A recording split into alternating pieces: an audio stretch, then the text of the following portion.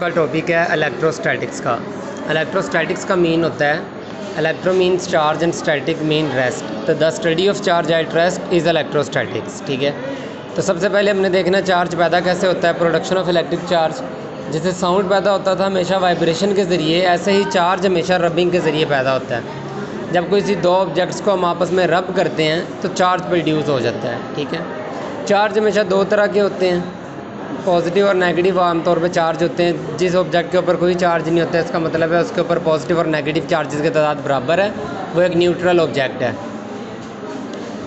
Charge को पैदा भी किया जा सकता है अपनी मर्ज़ी का, एक न्यूट्रल बॉडी को दूसरी न्यूट्रल बॉडी के साथ रब करके। We can produce electric charge by rubbing a neutral body with another neutral body. कुछ एक्टिविटीज़ आगे हम देखने लगे हैं जिनकी बेसिस पे हम चार्ज के कुछ कंक्लूजन्स निकालेंगे कि चार्ज के कुछ रिजल्ट्स हैं हमारे पास, जिनमें सबसे पहले ये है कि चार्ज बेसिक प्रॉपर्टी है किसी भी मटेरियल की जो कि किसी दूसरे ऑब्जेक्ट को अट्रैक्ट या रिपेल करती है।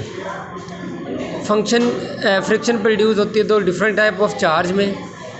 लाइक चार्जेस जो होते हैं जैसा कि पॉजिटिव पॉजिटिव या नेगेटिव नेगेटिव, ये हमेशा एक दूसरे को रिपेल करेंगे, और अनलाइक चार्जेस ऑपोजिट चार्जेस जो होंगे वो हमेशा अट्रैक्ट करेंगे।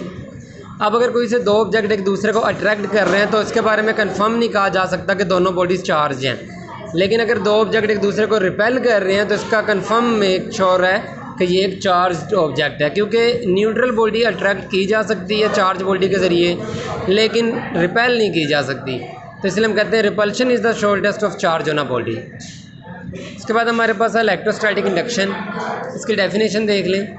जब हम कोई से दो न्यूट्रल ऑब्जेक्ट्स हैं, जैसे कि उन्होंने डायग्राम में दिखाए हुए हैं ए और बी, जब हम इनमें से किसी एक के पास, अब न्यूट्रल का मीन्स यही है कि दोनों के पास सेम अमाउंट ऑफ चार्जेस है, पॉजिटिव और नेगेटिव की।